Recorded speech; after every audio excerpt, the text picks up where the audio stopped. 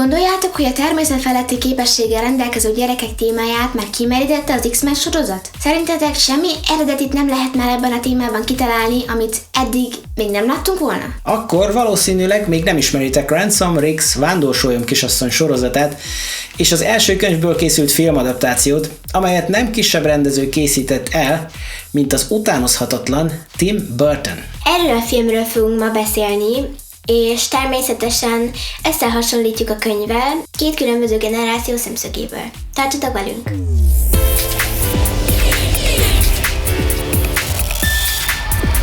Sziasztok! Üdvözlünk benneteket ismét a Two Generations csatornáján, ahol a legjobb filmekről és könyvekről beszélünk két különböző generáció szemszögéből.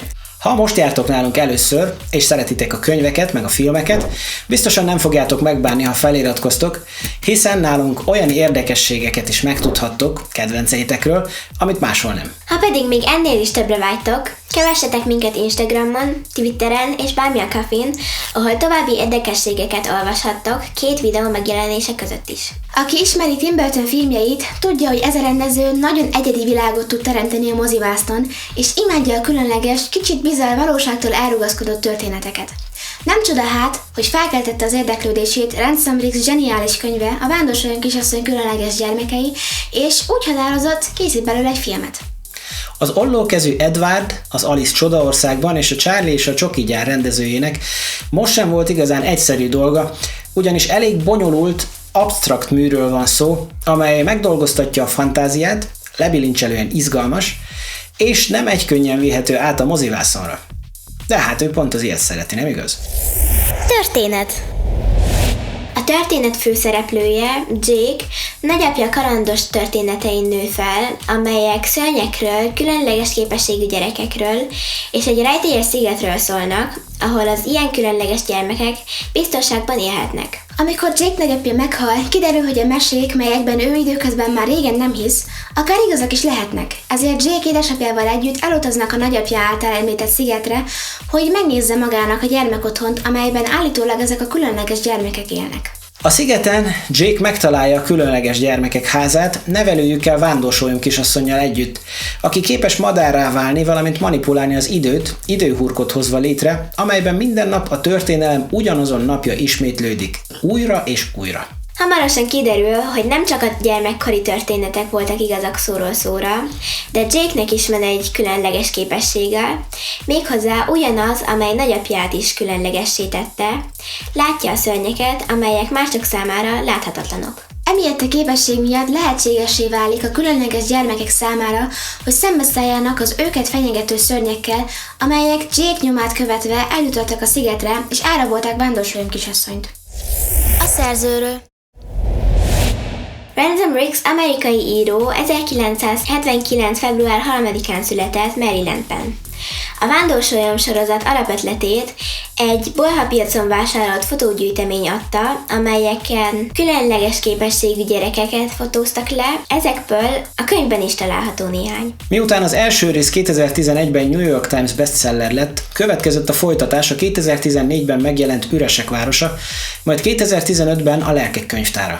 Azóta további 3 könyv jelent meg, amelyek ide kapcsolódnak. A Napok térképe 2018-ban, a Madarak tanácskozása 2020-ban, és az alig néhány hete megjelent befejező rész, az utolsó üres vadász. Szereplők. Vándorsolyom kisasszony szerepében a francia modell színésznőt, Eva Grint láthatjuk, akivel többek közt a Sin City-ben vagy a Casino Royale-ban is találkozhattunk. A főszereplő Jake-et Asa Butterfield alakítja, akit láthattunk már a Nanny McPhee és a Nagy Boomban, vagy a Farkasemberben. A főgonosz Baron szerepében az utánozhatatlan Samuel L. Jackson, aki megszámlálhatatlan filmben nyújtott már mesteri alakításokat, mint például a Ponyvaregény, az Aljas 8-as, a Drágán ad az életet, vagy a Django elszabadul. Érdekességek. Ransom Riggs Marylandben született, de Floridában nőtt fel, akárcsak a regény főhőse Jacob, és a tehetséges gyerekek számára létrehozott iskolába járt. Kicsit idősebb volt, amikor megkapta az első fényképezőgépét, és a fotózás vált az újabb szenvedélyévé. A nagymamája sokszor vitte régiségboltba, itt szeretett bele a régi fotókba. Ez a két szenvedélye lett ötvözve a Vándorsolyom kisasszony különleges gyerekeiben. Tim Burton úgy írta le Eva Green-t Vándorsolyom kisasszony szerepében, mint Mary Poppins ijesztő verzióját. A fő forgatási helyszín Vándorsolyom kisasszony gyermekotthona a valóságban is létező Torrenhof kastély volt Belgiumban. Tim Burton ragaszkodott hozzá, hogy addig keresgéljenek, amíg nem találnak egy olyan házat, amely az elképzeléseiknek megfelel, legyen az a világ bármelyik pontján is. A berendezés 90%-a pedig igazi korabeli bútorokból áll, melyet a stáb eBay-en vásárolt. Könyv versus film. Nem újdonság, hogy egy könyv megfilmesítésekor megváltoztatnak egyes dolgokat, és nem volt ez másként a Vándorsolyom kisasszony különleges gyermekei esetében sem. A legelső változtatás, amivel a filmben szembesültünk, Jacob barátjának Rickynek a hiánya volt, aki a könyvben az egyetlen barátja volt, mielőtt a szigetre utazott, és ő az, aki Jacobot elviszi autóval, amikor az megtalálja a haldokló nagyapját. Aztán Jacob terapeutája a könyvben férfi, bár ugyancsak Dr. Golennek hívják. A filmben sok gyerek korát felcserélték, egyesek fiatalabbak, mások idősebbek lettek, mint a könyvben. Olive és Emma esetében azonban a képességeik voltak azok, amik a filmben fel lettek cserélve. Míg a könyvben Olive a lebegő kislány és Emma a tűzgyújtó, a filmben ez pont fordítva volt. A film második fele és a könyv második fele történetileg szinte teljesen más, ezért a film olyanoknak is szolgálhat meglepetésekkel, akik a könyvet már olvasták. Véleményünk.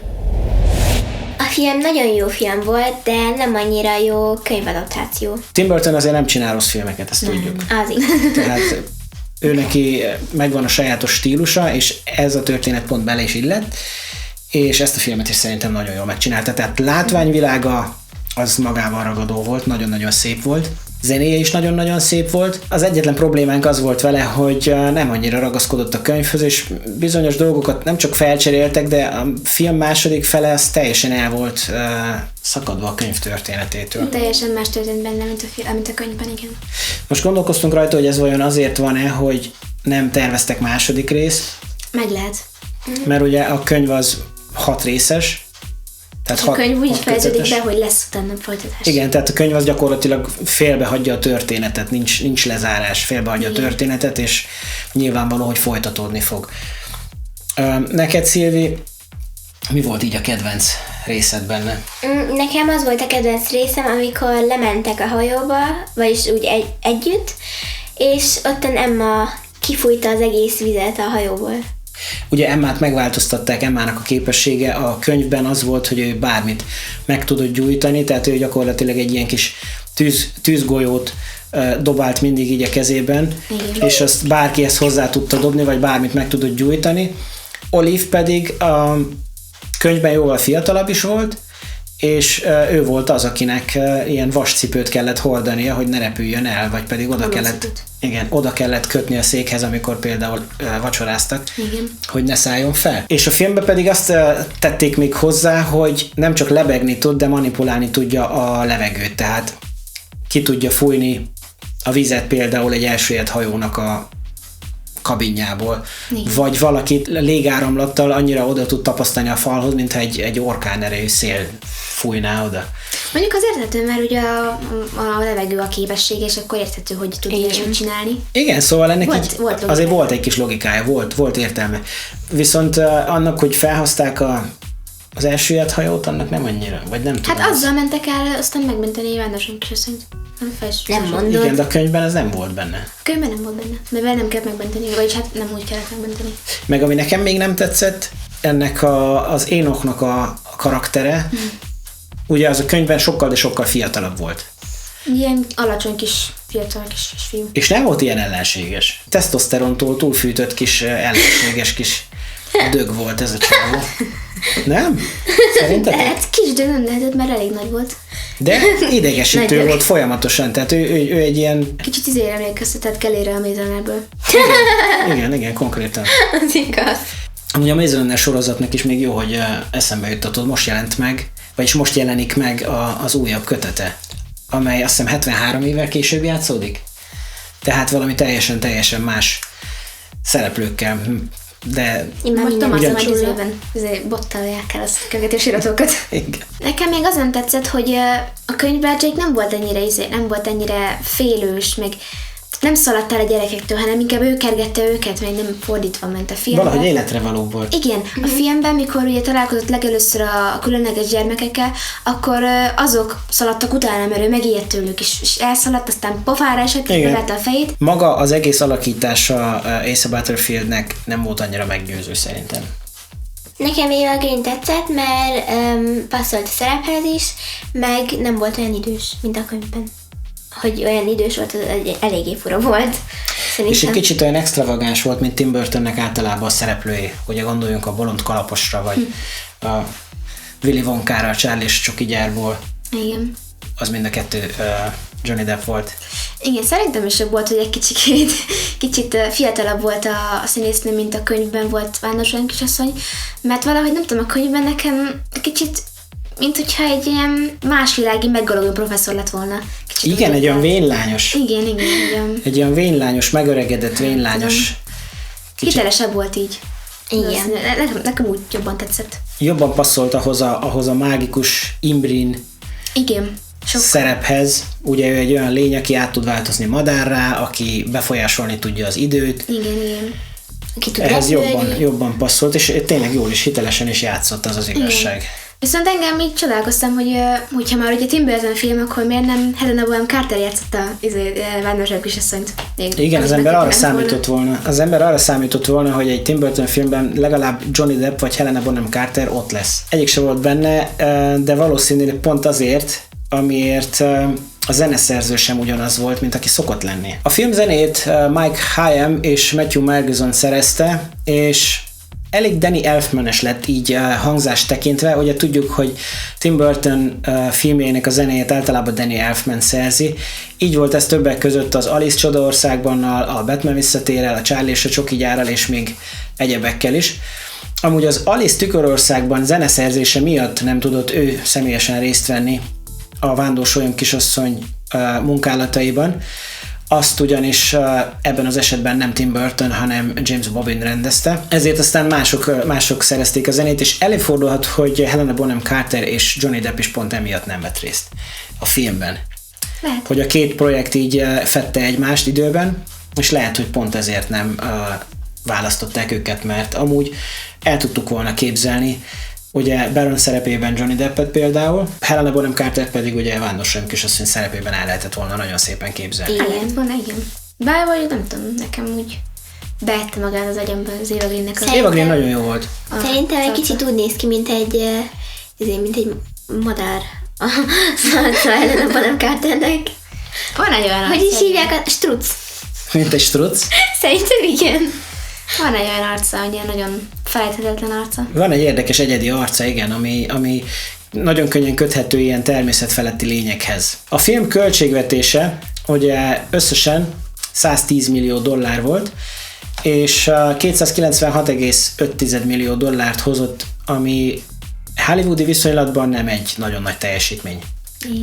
Nem volt rossz, nyereséges volt, de nem volt olyan nagy teljesítmény sem, hogy elgondolkodjanak rajta szerintem, hogy következő részt készítsenek belőle. Amúgy még érdekes, hogy a Hugh-t alakító Milo Parker a Vándorsolyan kisasszonyban, ugye neki az volt a különlegessége, hogy méhek laktak a testében, tehát úgy belőle jöttek ki a méhek. Igen. És ugyanez a színész játszotta Mr. Holmesba a kisfiút, a Rogert, aki szintén méhekkel foglalkozott Mr. Holmes-szal. Együtt méhészkedtek. Az érdekes volt. Igen. Érdekes egybeesés, igen. Szilvi, neked ki volt a kedvenc karaktered a filmben? Nekem Olive volt a kedvenc karakterem a filmben, de a könyvben meg Emma. Tehát az, aki a tűzzel tudott játszani. Igen, mert szerintem olyan magány, hogy egy tűzet tud dobni, meg ilyesmi. Mint egy kis varázslónő. Nekem tetszett. Neked, Nóri? Nekem Vándorsolyan kisasszony volt a kedvencem. Eva Green? De amúgy a könyvben is meg tetszett az egész karakter, hogy fel volt építve. Bár mondjuk a filmben jobb volt szerintem. Nekem meg az volt a kedvencem, ahogy ezeket az üreseket megtervezték. Tehát sikerült egy nagyon-nagyon egyedi dizájnt adjanak nekik, és nem úgy néztek ki, mint ahogy a könyv leírja őket, de szerintem még sokkal félelmetesebbek voltak. Igen, elég sokkal. Jól megcsinálták mindenképpen. Egyedi, hiteles, félelmetes. Igen. Értékelésünk. Lássuk akkor, kinek mennyire tetszett a könyv.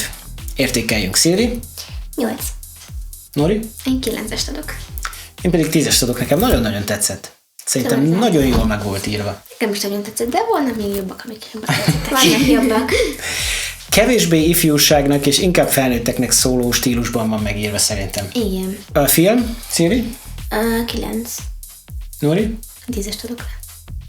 Én 8-ast.